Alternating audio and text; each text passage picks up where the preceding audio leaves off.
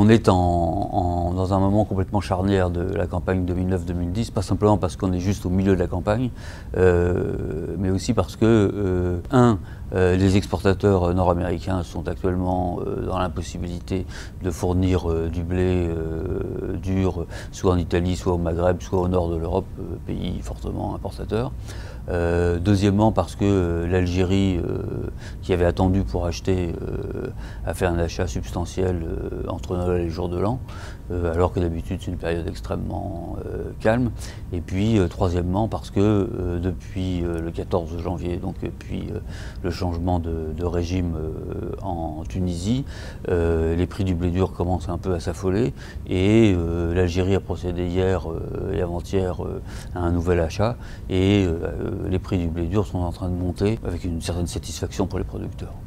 Cette année, les rendements hors de la zone traditionnelle ont été très décevants, alors qu'au contraire, ils ont été très encourageants dans la zone traditionnelle. Mais en zone traditionnelle, bon, les surfaces sont assez constantes, elles ne bougent pas, elles bougent peu, parce qu'il n'y a pas beaucoup d'alternatives au blé dur. Par contre, dans la zone non traditionnelle, c'est-à-dire dans la région centre, dans la région ouest-océan, les producteurs ont beaucoup plus de souplesse dans leurs assolements. Et cette année, ils ont eu des rendements décevants. Et ces rendements décevants étaient couplés avec des prix qui ont été aussi décevants, non pas dans l'absolu, mais par rapport au blé tendre. Cette année, en fait, ce qui m'a marqué les prix là, dans cette première partie de campagne, c'est je dirais la rencontre de la pluie et du soleil. Le soleil n'a pas eu rendez-vous avec la lune, mais il a eu rendez-vous avec la pluie.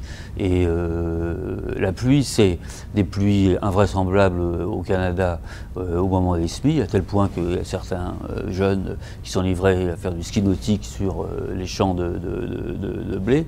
Et puis le soleil, c'est la sécheresse épouvantable en Russie, qui a été marquée notamment par les incendies si spectaculaires du mois d'août, qui a complètement décimé la production russe, bon, qui a baissé d'un tiers et qui a conduit le gouvernement russe à mettre en place un embargo. Donc ça provoque une flambée des prix des blés en général, mais surtout du blé tendre. Et donc l'écart des prix entre le blé tendre et le blé dur n'est pas du tout resté celui qui était habituellement. Et ça, couplé avec des rendements moins satisfaisants que d'habitude, disons, eh bien, a poussé effectivement les producteurs à réduire hors de la zone traditionnelle leurs emblavements en blé dur et à se tourner plus vers du blé tendre et vraisemblablement vers des cultures de printemps qui restent à définir.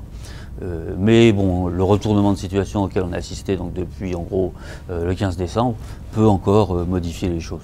Ce qui se passe actuellement dans le monde du blé dur montre que le marché du blé dur ne peut pas vivre de façon calme, de façon sereine, avec un fournisseur qui occupe 50% et plus du marché mondial, comme c'est le cas actuellement avec le Canada.